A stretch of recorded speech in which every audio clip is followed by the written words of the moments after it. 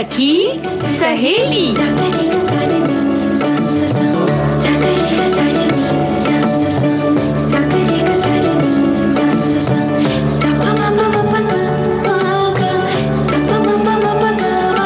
सखी सहेली।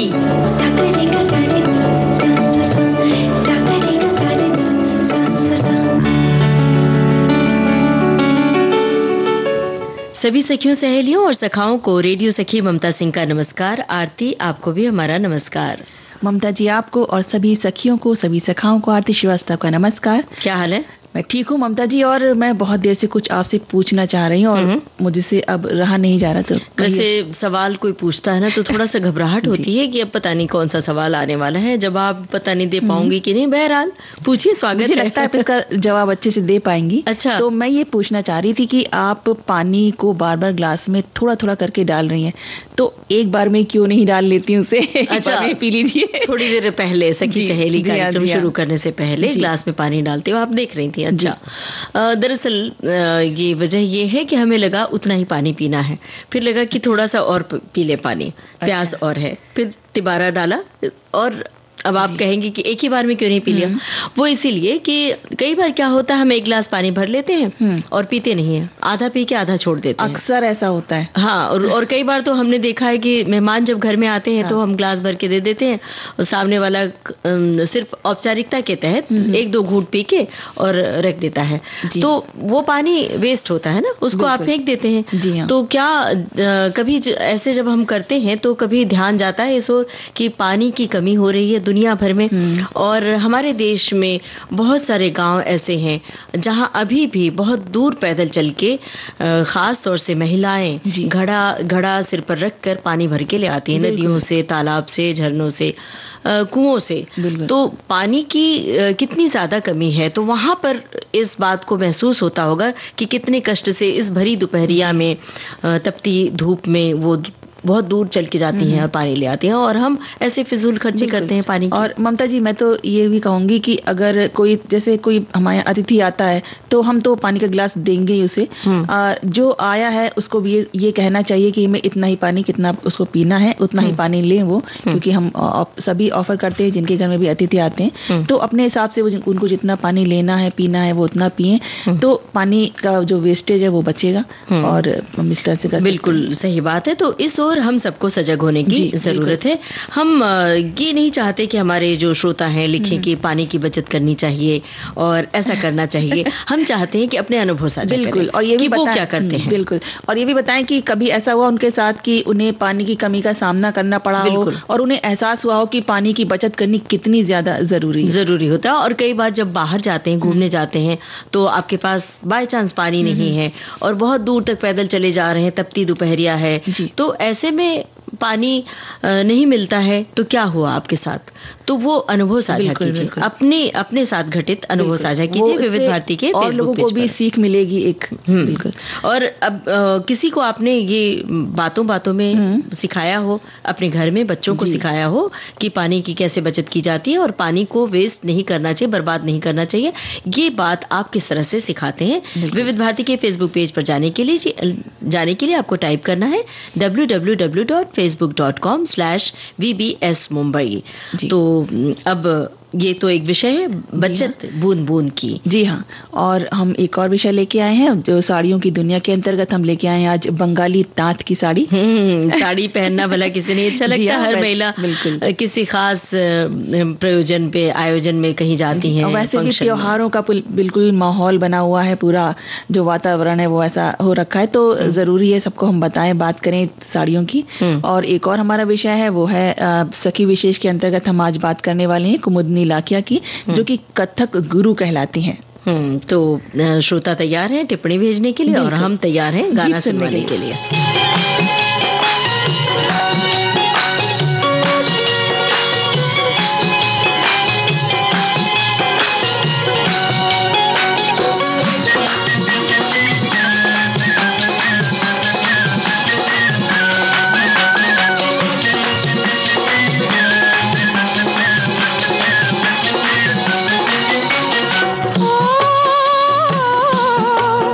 उड़े जब जब फूल पे तेरी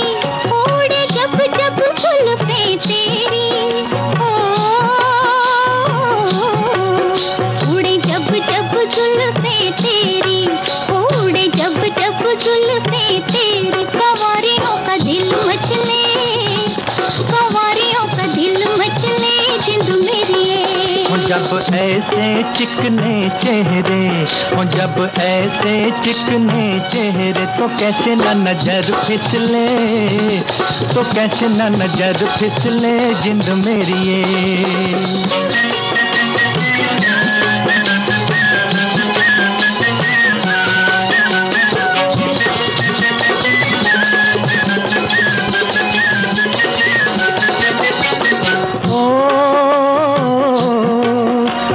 चांद के बहाने देखूं, ओ तुझे चांद के बहाने देखूं, ओ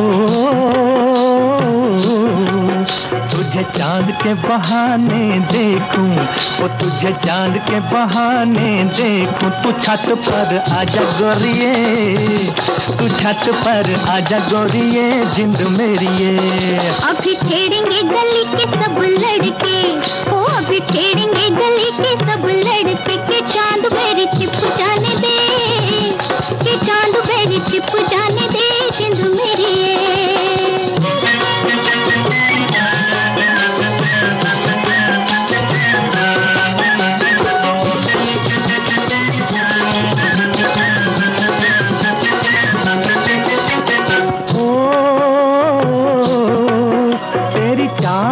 नागन जैसी, ओ तेरी चाल है नागन जैसी, ओ तेरी चाल है नागन जैसी, ओ तेरी चाल है नागन जैसी। रिजोगी तुझे ले जाएंगे, रिजोगी तुझे ले जाएंगे जिंद मेरी ये। जाए कहीं भी मगर हम सजना, हो जाए कहीं भी मगर हम सजना, ये दिल तुझे दे जाएंगे, ये दिल तुझे दे जाएंगे जिंद मेरी। तो और आरती जी कुछ कह रही थी और टिप्पणियां ढूंढ रही हैं कि हमारे श्रोता ने क्या क्या लिखा है। देखिए बहुत सारी टिप्पणी आ चुकी है और हमारे श्रोताओं ने बचत के बारे में, पानी की बचत के बारे में भी लिख डाला है और बंगाली साड़ी के बारे में भी लिख डाला है, तांत वाली साड़ी के बारे में। हम तो ये कहना चाहते हैं कि बताएं श्रोता, खास तौर से सखियां बताएं कि उनके पास कितनी तरह की साड़ियां हैं और वो जब कहीं किसी खास मौके पर जाती हैं तो कौन सी साड़ी पहनना पसंद करती हैं, जब कहीं घूमने जाती हैं सैर सपाटे के लिए तब भी वहां से कौन सी वाली साड़ी खरीद कर ले आती हैं। हम तो आज तांत की साड़ी के बारे में बताएंगे ही। बिल्कुल। और आज हम बात कर रहे हैं कि आज बहुत से दिवस भी हैं, तो आज उनमें से दिवस है कठपुतली दिवस है आज, तो और उसके बारे में भी बात करेंगे कि देखिए कठपुतली की जो कला होती है ना, वो इतनी जो अभी कितने पुराने समय से चली आ रही है, लेकिन देखिए आज भी उसमें वैसा ही जो उसमें लुभाने की जो कला है वो आज भी वैसी की वैसी है आज के दिन में भी। तो बहुत मतलब बच्चे तो क्या बड़ों को भी पसंद आता है कठपुतली, जहाँ पे भी कठपुतली का नृत्य दिखाते हैं या कला दिखाते हैं तो बहुत अच्छा लगता है। देखो तो बस ऐसा लगता है बस देखते चले जाओ। अरे वो तो बचपन में बड़ा अच्छा लगता था, कठपुतली नाच देखने के लिए कितनी कितनी दूर तक हम लोग जाया करते थे कि कठपुतली नृत्य दिखाया जाना है और स्कूल में भी तो सिखाया जाता था। बिल्कुल, बनाना कठपुतली बन के जाना और वो प्रस्तुति करना मंच पर बहुत अच्छा लगता था। और एक विशेष दिन की चर्चा और करना चाहेंगे। हर बरस 23 मार्च को शहीद दिवस के रूप में याद किया जाता है और चूंकि सखी सहेली कार्यक्रम उस दिन नहीं होगा तो हम इसलिए आज उसका जिक्र कर रहे हैं। इस दिन साल 1931 को 3 बहादुर स्वतंत्रता सेनानियों भगत सिंह, राजगुरु और सुखदेव को अंग्रेजों ने फांसी दे दी थी। 23 साल की छोटी सी उम्र में जिंदगी जीने की बजाय देश हित के बारे में वे सोचते रहे और हंसते हंसते बिना किसी शिकन के अपने जीवन को देश पर बलिदान कर दिया उन्होंने। बिल्कुल। और ऐसे ही अपने जो भी हमारे क्रांतिकारी थे उनको हम श्रद्धांजलि अर्पित करते हैं। और साथ ही आज है विश्व कविता दिवस भी है ममता जी, और उस कविता दिवस के बारे में हमें एक श्रोता ने लिखा है जो कहते हैं कि हर साल 21 मार्च को विश्व कविता दिवस मनाया जाता है, जो कविता के महत्व को सम्मान देने का एक महत्वपूर्ण अवसर है। कविताएं हमारी भावनाओं के सबसे करीब होती हैं।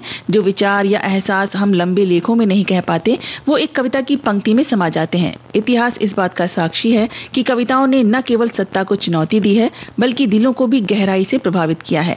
आज भले ही हम तकनीक और इंटरनेट के युग में जी रहे हों, लेकिन एक सुंदर कविता आज भी हमारी आत्मा को छूने की ताकत रखती है। और हमारी एक सखी ने लिखा है कि कविता वास्तव में उन भावनाओं और विचारों को व्यक्त करने का एक सशक्त माध्यम है जिन्हें दूसरों के साथ साझा करना मुश्किल होता है। ऐसा लगता है कविताएं एक विश्वसनीय, विश्वास पात्र, एक सुरक्षित स्थान है जहां आप अपनी आत्मा को व्यक्त कर सकते हैं। कविता अपनी भावनाओं और अनुभवों को संसाधित करने का साधन है। कविता एक चिकित्सा भी है। और इन्होंने छोटी सी कविता भी लिख भेजी है। मन के अधूरेपन को मानो भरती है कविता, मन के अधूरेपन को मानो भरती है कविता। तुम क्या जानो क्या क्या जादू करती है कविता। काली अंधेरी रातें मुझे शामपट्ट सी लगती हैं, तन्हाई मेरे स्कूल हो जैसे, कल्पनाएं अध्यापक सी लगती हैं। सुकून भरे रात के आंगन में कितनी शरारतें और उछल कूद करती है कविता। तुम क्या जानो क्या क्या जादू करती है कविता। कभी आकाश कैनवास बन जाता, कलम ब्रश सी लगती है, कभी सितारों के सागर में ख्वाबों की कश्ती गुजरती है। भीनी भीनी खुशबू लिए मध्यम मध्यम सी मुझ में यूं बिखरती है कविता। तुम क्या जानो क्या क्या जादू करती है कविता। बहुत ही अच्छी उन्होंने कविता लिखी है। कविता दिवस को एकदम सार्थक कर दिया। बिल्कुल। और आज एक और महत्वपूर्ण दिवस है ममता जी, आज अंतर्राष्ट्रीय वन दिवस भी है। जो एक हमारे श्रोता है वो लिखते हैं कि आज अंतर्राष्ट्रीय वन दिवस है। वनों के महत्व के बारे में जागरूक करने के लिए ये दिवस मनाया जाता है। और आजकल तो वनों की कटाई बहुत ज्यादा हो रही है। वनों से उनका घर छीना जा रहा है, यानी कि जो पशु पक्षी वहां पे रहते हैं उनसे उनका घर छीना जा रहा है। तो इस विषय में जागरूक होना बेहद जरूरी है, जिससे कि अगर वन नहीं रहेंगे तो जो मानवता है ना, वो वहां पे उनका रहना भी मुश्किल हो जाएगा। क्योंकि देखिए जो आजकल बताया जा रहा है कि हम देख रहे हैं कि जो वनों में से शेर, चीते सब बाहर, कहते हैं ना कि वो जहाँ पे इंसान रह रहे हैं वहां पे इंसानी बस्ती में आजकल आ जा रहे हैं। तो कारण ही उसका यही है। तो वन दिवस के बारे में भी आप लोग को जागरूक करते हैं। और क्या कह रही हैं ममता जी अब हम ये कह रहे हैं कि लेते हैं छोटा सा ब्रेक। जी।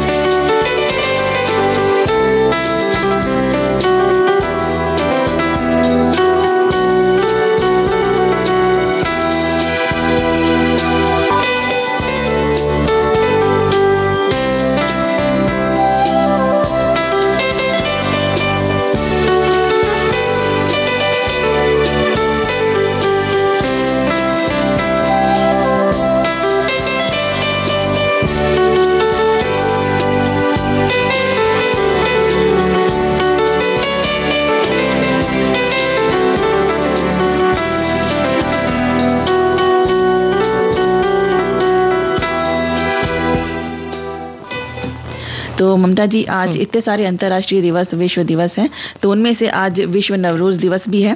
तो नवरोज जिसका क्या अर्थ होता है नया दिन, यानी बसंत के पहले दिन और प्रकृति के नवीनीकरण को चिन्हित करने वाला एक उत्सव है।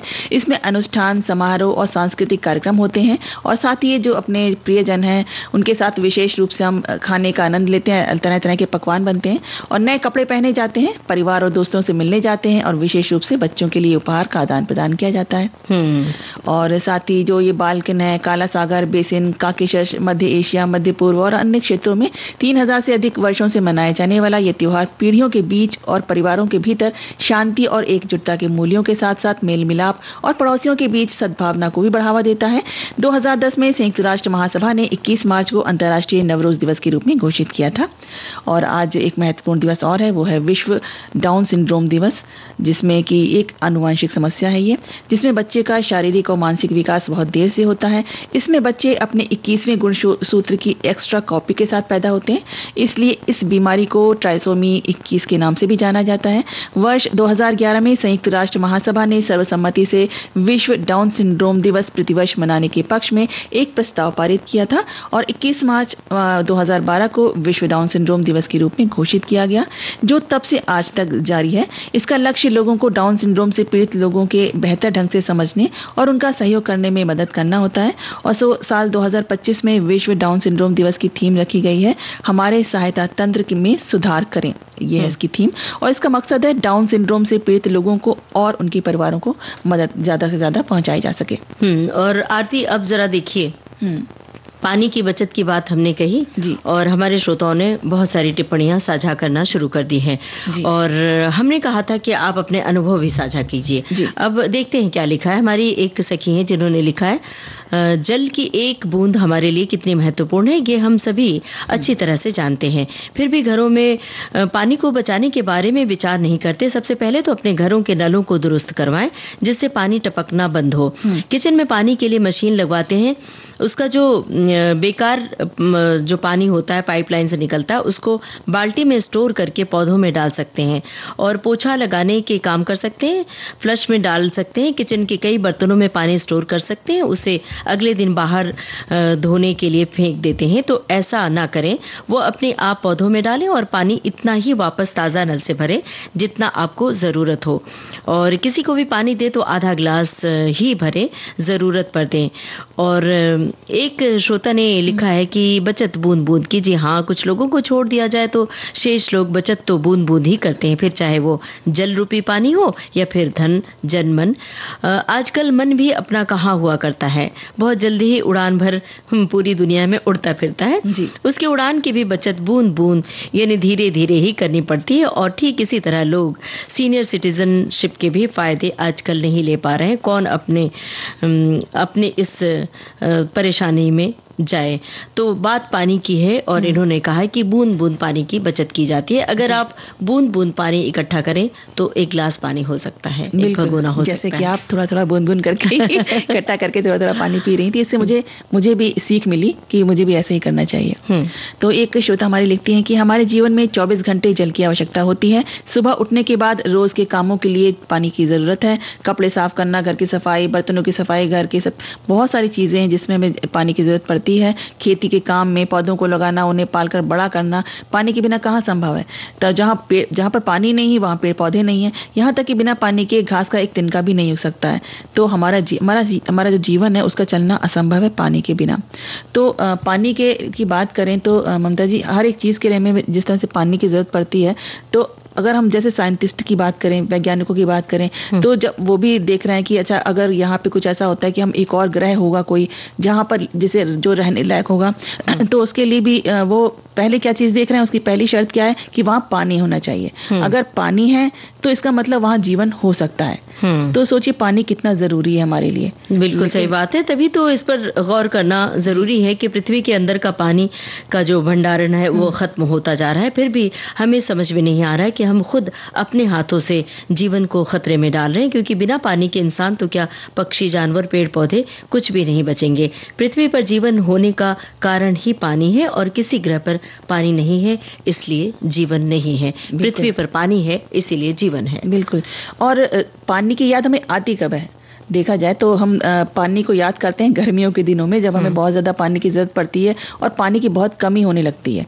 तब हमें लगता है कि हाँ पानी की कितनी बहुत सारी चीज़ें करनी चाहिए, ये करना चाहिए, वो करना चाहिए, लेकिन हम शुरू से ही नहीं करते। जैसे कि सर्दी के दिनों या फिर बाकी इस तरह से दिनों तो हम क्या पाइप से कभी गाड़ी धो रहे हैं, कभी फर्श को साफ कर रहे हैं, तेज पानी बह रहा है, कितना लीटर पानी उस समय बर्बाद हो रहा होता है, वो जो पीने लायक पानी है। और सबसे ज़्यादा बर्बादी कब होती है? जब हम होली खेलते हैं। जी हाँ। और बाल्टी बाल्टी पानी एक दूसरे के ऊपर फेंक देते हैं, पाइप से पानी वेस्ट करते हैं, पाइप लगा देते हैं और लोगों के ऊपर पानी गिराते हैं। तो वहाँ भी उस समय सोचना चाहिए कि कितने लोग हैं जो पानी के बिना तरस रहे हैं, पानी की बूंद के बिना प्यासे मर रहे हैं। और इसका एहसास तब होता है जब आपके घर में एक दिन नल से पानी नहीं आता है। बिल्कुल, उस दिन तो कुछ गड़बड़ हो जाता है, पाइपलाइन खराब हो जाती है या फिर कोई बड़ी मुसीबत आ जाती है और आपके घर में एक बूंद पानी नहीं होता। और ये बताया जाता है ममता जी कि अब 2-3 दिन पानी नहीं आने वाला, तो फिर आपको एहसास होता है। चलिए अब हम सुनते हैं ये गाना।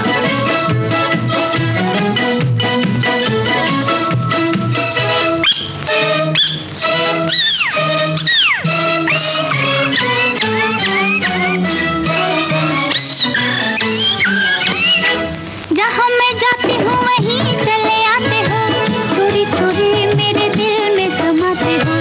ये तो बताओ कि तुम मेरे कौन हो। जहाँ मैं जाती हूँ वहीं चले आते हो, चोरी चोरी मेरे दिल में समाते हो। ये तो बताओ कि तुम मेरे कौन हो। दिल की दिल से लगन की ये बात है, प्यार की राह रस्म की ये बात है। मुझसे न पूछो कि तुम मेरे कौन हो।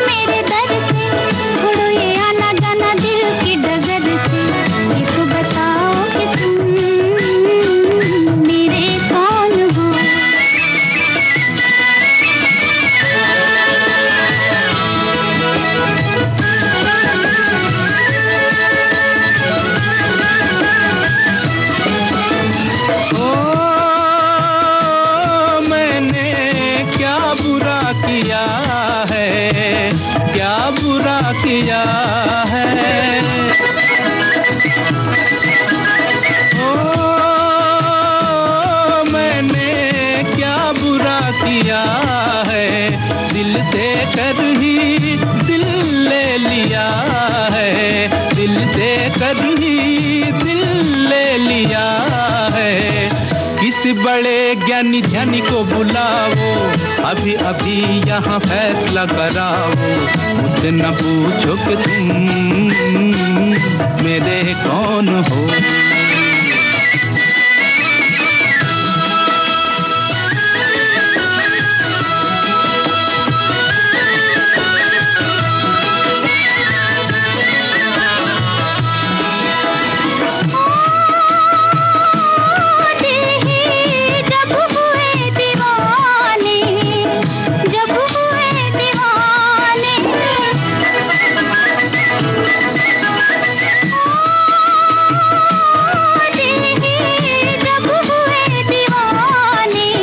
कहना हमारा अब कौन माने, कहना हमारा अब कौन माने। जहाँ मैं जाती हूँ वहीं चले आते हो, चोरी चोरी मेरे दिल में समाते हो। ये तो बताओ कि तुम मेरे कौन हो। मुझसे न पूछो कि तुम मेरे कौन हो।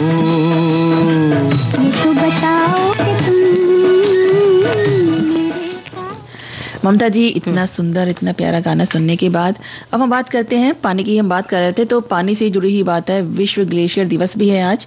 तो ग्लेशियर जो कि जलवायु को नियंत्रित करने में हमारी मदद करते हैं, जैव विविधता को बढ़ावा देते हैं और ग्लेशियरों से पीने का पानी मिलता है।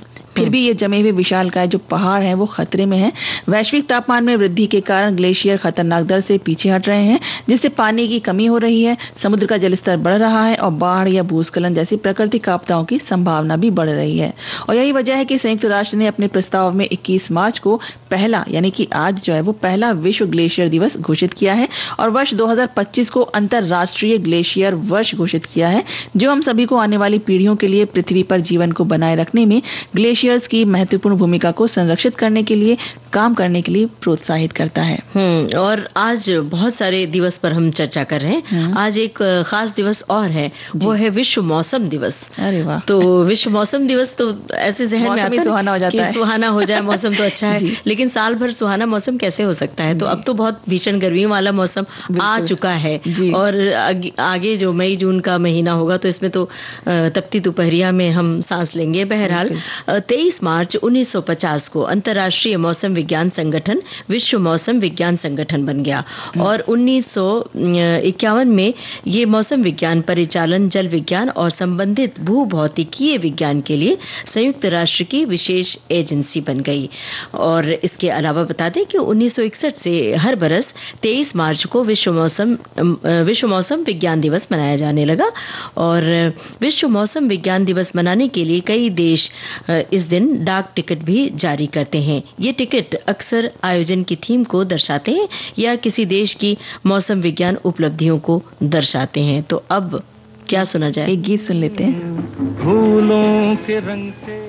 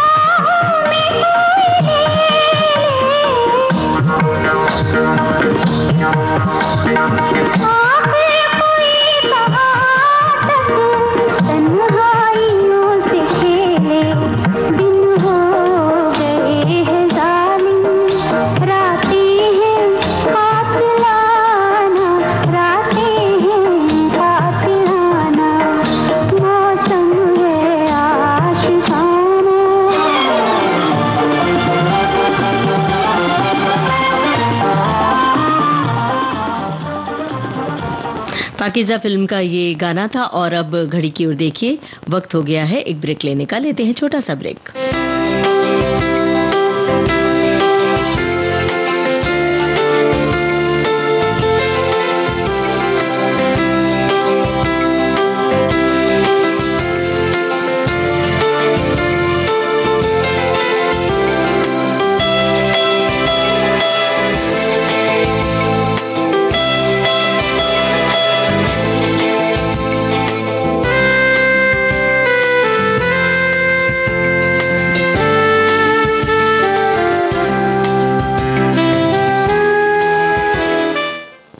अजनबी कौन हो तुम? आज के मेहमान कार्यक्रम में यादें निदा फाजली की।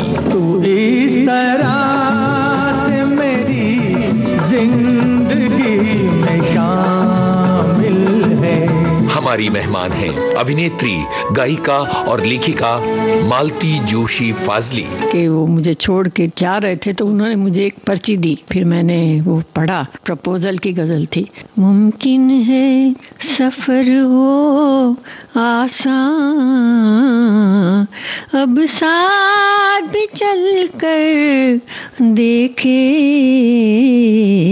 वो आपको बताएंगी अपनी जीवन यात्रा के बारे में। तुम्हारी पलकों की चिलमनों में ये क्या छुपा है सितारे जैसा। 26 मार्च शाम 4 बजे सिर्फ विविध भारती पर। विविध भारती से ये है कार्यक्रम सखी सहेली। और आरती, आप कहाँ खोई हुई हैं? मैं बस एक बात सोच रही थी जब मैं गीत सुन रही थी, और तब से मैं यही सोच रही हूँ कि नृत्य जो होता है ना, वो इतना पूरी तो बॉडी की एक्सरसाइज हो जाती है उससे। पाकीज़ा फिल्म का गाना जब सुन रही थी। जी हाँ, पाकीज़ा का, उसमें जब गीत सुन रहे थे, ममता जी आपने भी नोटिस किया होगा, उसमें जो घुंघरुओं की जो धुन थी कि ना, कितनी प्यारी लग रही थी ना, कितने अच्छे उसकी धुन को सुन के बहुत ही लग रहा था। सिर्फ यही गीत नहीं, हम जब कोई भी नृत्य गीत सुनते हैं तो थिरकने लगते हैं हमारे पाँव, और मन भी थिरकने लगता है। और नृत्य केवल हमें मन को अच्छा लगता है ऐसा नहीं, खुशी देता है, बल्कि नृत्य एक तरह का एक्सरसाइज का भी काम करता है।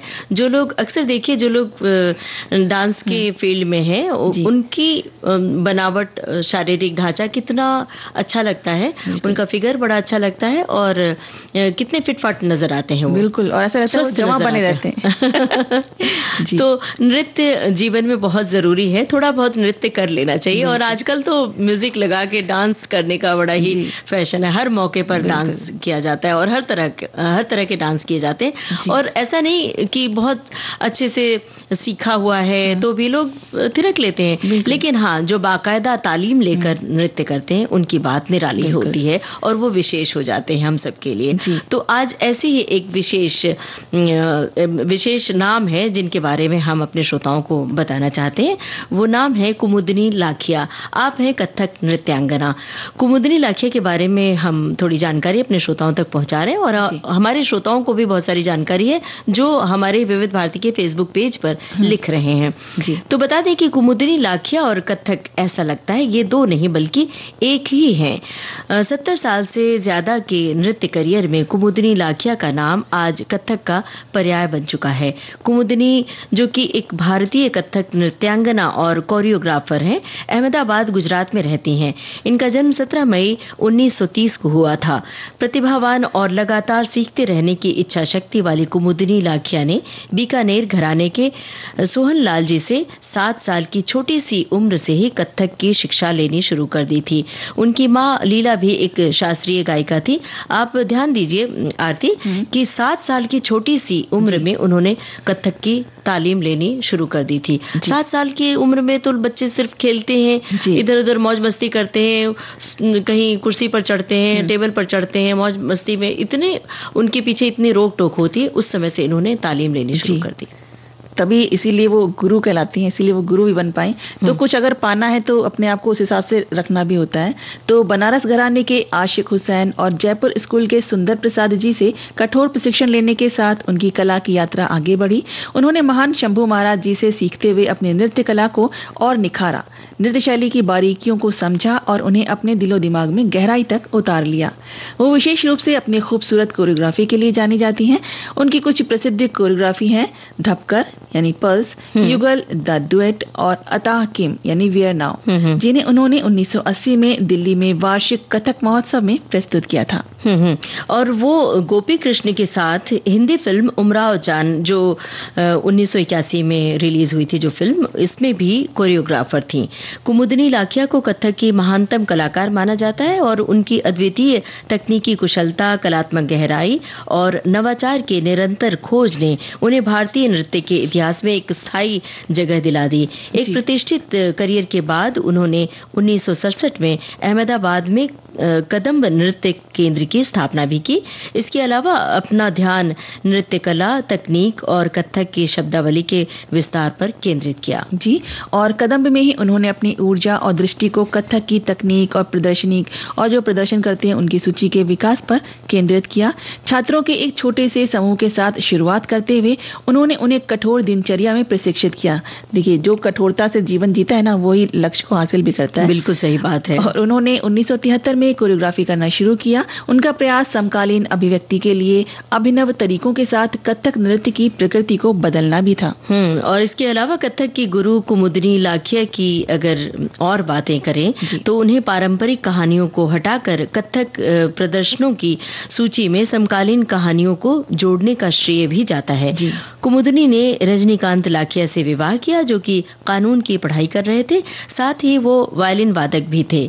कुमुदनी लाखिया जी के एक सुपुत्र है और एक बेटी है मैत्री, और बेटे का नाम श्रीराज है। जी, और उनकी पुरस्कारों की बात करें तो ये एक बहुत ही लंबी लिस्ट है, जिसमें शामिल है 1987 में भारत सरकार द्वारा जो प्रदान किया गया था पद्मश्री सम्मान, 2010 में पद्म भूषण, 1982 में संगीत नाटक अकेडमी द्वारा संगीत नाटक अकेडमी अवार्ड, वर्ष 2002-03 के लिए कालिदास सम्मान, संगीत नाटक अकेडमी 2011 में टैगोर रत्न, केरल सरकार द्वारा गुरु गोपीनाथ देसिया नाट्य पुरस्कार 2021, कला के क्षेत्र में उनके योगदान के लिए वर्ष 2025 के लिए उन्हें पद्म विभूषण पुरस्कार से भी सम्मानित किया गया।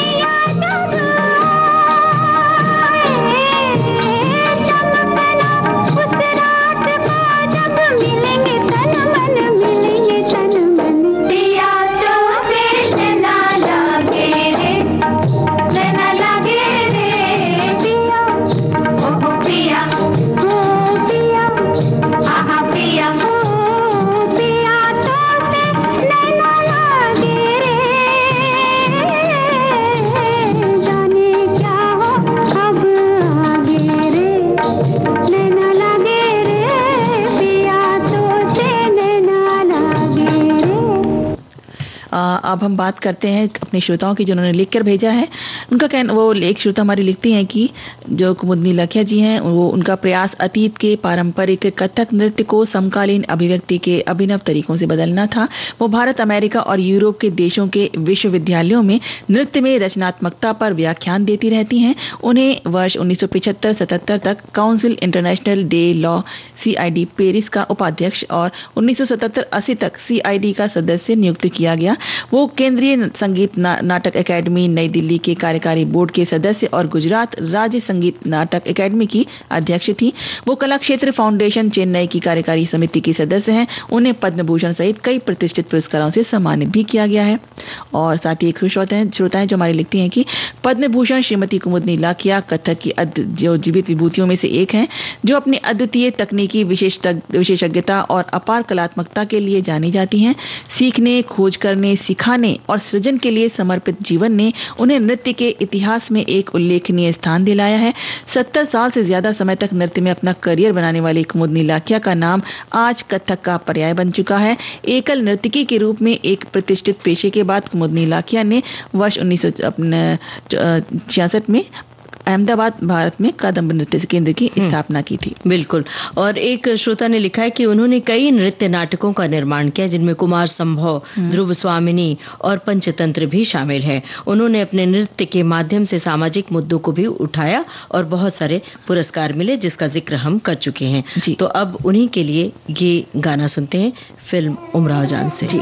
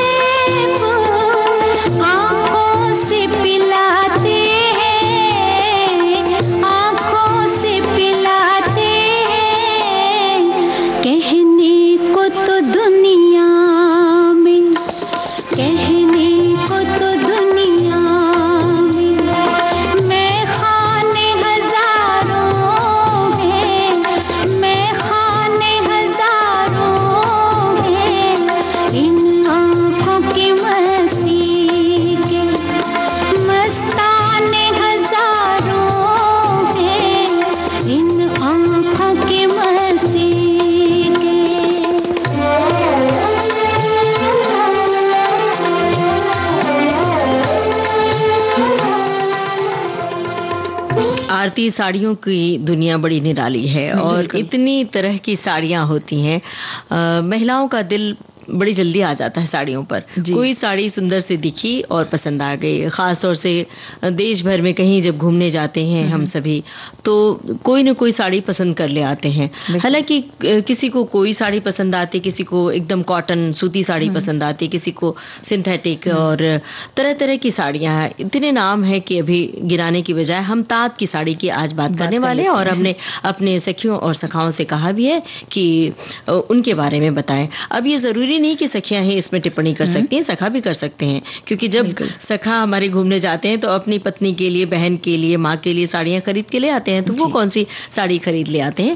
ताँत की साड़ी के बारे में अगर हम बात करने चले तो बता दें कि ताँत की साड़ी बंगाल के पुराने हथकरघा उद्योग से जुड़ा हुआ है। बंगाल में ताँत का अर्थ करघा होता है।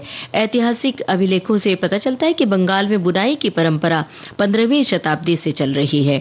ताँत की साड़ियाँ आमतौर पर कपास से बनाई जाती हैं, जिससे वो हल्की और हवादार होती हैं। गर्म और ठंडे मौसम के लिए ये बड़ी ही ठीक होती हैं, सही होती हैं। कुछ जगहों पर चमक और सुंदरता जोड़ने के लिए रेशम भी इसमें मिलाया जाता है। ताँत साड़ी में पारंपरिक हथकरघा तकनीक प्रयोग किया जाता है और एक महीन नाजुक बुनावट होती है जो मिलकर बड़ी खूबसूरत बन जाती है। जी, और ताँत साड़ी बनाने में पहले सूती धागे धोए जाते हैं, फिर अलग अलग रंगों में रंगे जाते हैं।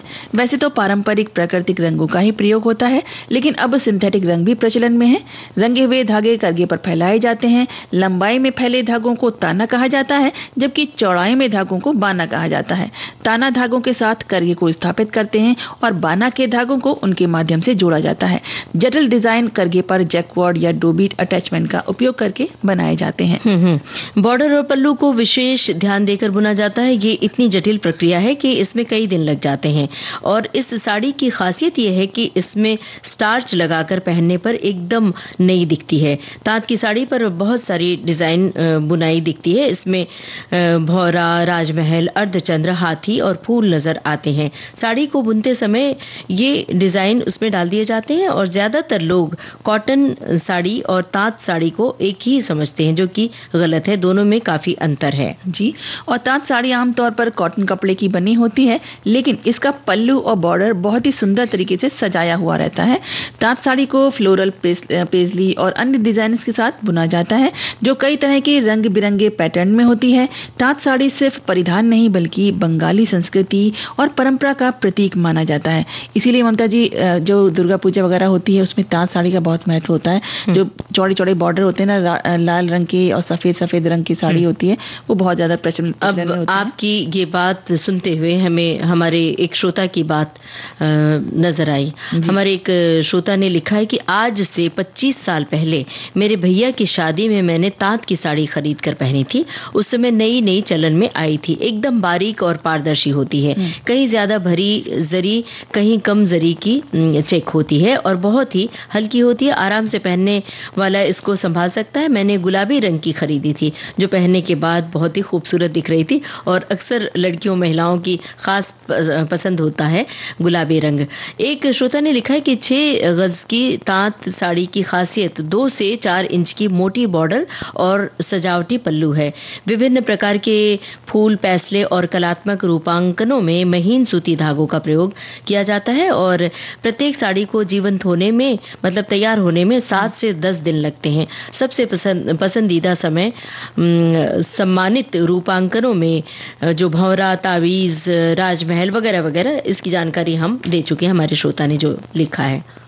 जी, और एक और श्रोता है जो कहते हैं कि साड़ी की दुनिया, ये जो बंगाली साड़ी की बात करने वाले हैं आज हम लोग, तो उन्होंने एक बात कही है कि वो इस बात को बहुत ही वॉल्यूम कम करके सुनने वाले हैं, क्योंकि उनको लगता है कि अगर वो बात हम लोग हमारी उनकी श्रीमती जी तक पहुंच जाएगी तो वो जिद करेंगी और उनको जाना पड़ेगा शॉपिंग के लिए लेकर। तो ये तो नाइंसाफी है भाई। मुझे तो लगता है कि हम तो यही कह रहे हैं कि अगर कान में कहीं धीरे से आवाज जा रही तो जरा रेडियो की आवाज बढ़ा लीजिए, क्योंकि आज हम ताँत की साड़ियों की बात कर रहे हैं और और अगर साड़ियों के बारे में जानकारी मिल रही है तो तोहफे के रूप में कुछ देना है अगर आज इस महीने में, तो ताँत की साड़ी खरीद के दे सकते हैं। बिल्कुल, इतने सारे त्योहार हैं तो ताँत की साड़ी बहुत ज्यादा महंगी भी नहीं होती और रख रखाव भी बहुत ही नॉर्मल तरीके से होता है इसमें। अब आरती देखिए, एक श्रोता ने लिखा है कि साड़ियों की दुनिया, बंगाली ताँत की साड़ी। भाई ताँत से तो रैकेट बना सकते हैं, जिसके साथ बचपन में खूब खेला है। शटल कॉक से बैडमिंटन खेला करता था और आज इस ताँत से बनने वाले साड़ियों को भी देखा तो नहीं लेकिन सुना अवश्य है और अब जानकारी भी बढ़ जाएगी। बिल्कुल, एक और श्रोता है जो हमारे कहते हैं कि आजकल ये साड़ी आज भी बंगाल की महिलाओं द्वारा घर पार्टियों और उत्सवों में और शादियों पहना जाती है और पारंपरिक बंगाली शादी की रस्मों में दुल्हन को हल्दी समारोह के दौरान पहनने के लिए पीले रंग की ताँत की साड़ी उपहार में दी जाती है और इसको बंगाली कॉटन साड़ी भी कहा जाता है। बिल्कुल। और एक श्रोता जानकारी दे रहे हैं कि साड़ी बुनने का इतिहास भारत में काफी पुराना है। यहाँ आपको अलग अलग प्रांतों में अलग अलग बुनकरों द्वारा साड़ी बुनने की अनोखी कला देखने को मिल जाएगी। बंगाल की लोकप्रिय साड़ी को भी हाथों से ही बुना जाता है। हाँ, इसकी बुनाई अलग प्रकार की होती है जो केवल आपको बंगाल और बांग्लादेश में ही देखने को मिलेगी। आपको जानकर हैरानी होगी कि जब देश का विभाजन हुआ और बांग्लादेश पाकिस्तान का हिस्सा हो गया, तब बांग्लादेश की कई बंगाली बुनकर भारत में आकर बस गए और बहुत बारीकी से ताँत का काम किया इन्होंने, ताँत की साड़ियों का। बिल्कुल। और ममता, जैसे आपने कहा था कि वो श्रोता बताएं उनके पास कलेक्शन में कौन कौन सी साड़ी हैं, तो एक श्रोता मैं लिखते हैं कि ताँत की साड़ी, बंगाल की साड़ी, टांगाइल, ढाकाई, जामदानी, धोनिया खोली, गारदा, बालूचेरी, सभी साड़ियाँ मुझे बेहद पसंद हैं और मैं हमेशा इनका अपने कलेक्शन में इनको शामिल करती हूँ। बालूचेरी साड़ी मैंने खरीदी नहीं है, वैसे ये साड़ी बेहद खूबसूरत दिखती है, तो उन्होंने अपने कलेक्शन के बारे में बता दिया है सारा का सारा बात है। और एक और श्रोता है जो हमारे लिखते हैं कि जो 6 गज की जो साड़ी है उसकी बहुत सी खासियत होती हैं और इन्होंने जैसे जो हमने बताया तो वो जानकारी दी इन्होंने। और साथ में एक और श्रोता हैं जो ये लिखते हैं कि ताँत की साड़ी आप ओकेशन के हिसाब से ही चुने जो भी आप किस अवसर पर जा रहे हैं। दरअसल इसमें कई वैरायटी होती हैं जो अलग अलग कलर और डिज़ाइन में मिलती हैं, कुछ सिंपल होती हैं तो कुछ खास ओकेजन के लिए डिज़ाइन की जाती हैं। ऐसे में अगर आप ताँत की साड़ी खरीदने जाएं तो पहले से ये क्लियर कर लें कि आपको इसे कब और कैसे पहनना है, उसी हिसाब से आप इसे खरीदें। और हमारे एक श्रोता ने लिखा है कि ताँत साड़ी में कई तरीके की वैरायटी होती है जिसे क्षेत्रों के नाम पर रखा गया है। बंगाल में फुलिया, अतपुर और धनिया खली जैसे ताँत साड़ियाँ पॉपुलर हैं। ये सभी नाम अलग अलग क्षेत्रों के हैं। ताँत साड़ी में खास तरीके का पल्लू बनाया जाता है जो आपकी खूबसूरती को बढ़ाता है।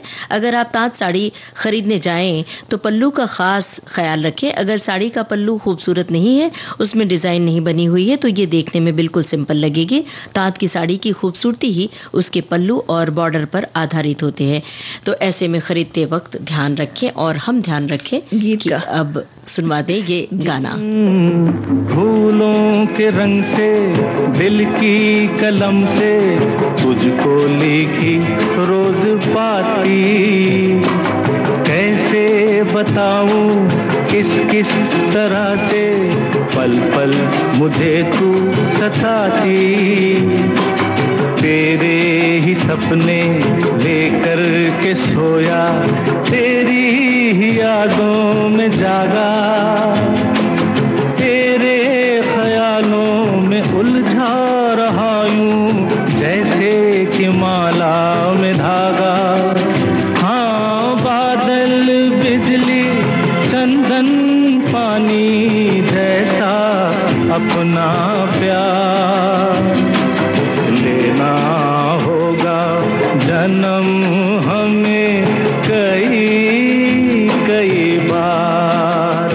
हाँ, इतना मधुर, इतना मधुर तेरा मेरा प्यार लेना होगा जन्म हमें कई कई बार।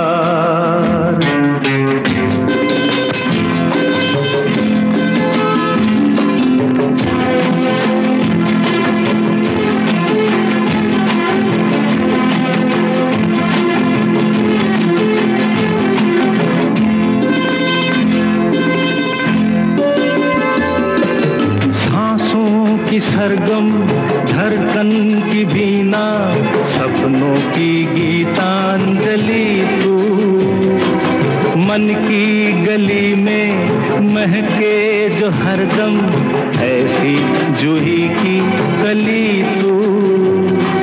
छोटा सफर हो लंबा सफर हो, सूनी डगर हो या मेला, या तू आए मन हो जाए भीड़ के बीच अकेला। हाँ बादल बिजली चंदन पानी जैसा अपना प्यार लेना होगा जन्म हमें कई कई बार। हाँ इतना मधुर इतना मधुर तेरा मेरा प्यार लेना। प्रेम पुजारी फिल्म का गाना था, किशोर कुमार की आवाज थी, नीरज की रचना और सचिन देव बर्मन का संगीत था। और इसके अलावा कुछ भी बताने बोलने बतियाने का समय नहीं है, तो अब सखियों और सखाओं से लेते हैं इजाजत। आप सभी को ममता सिंह और आरती श्रीवास्तव का नमस्कार।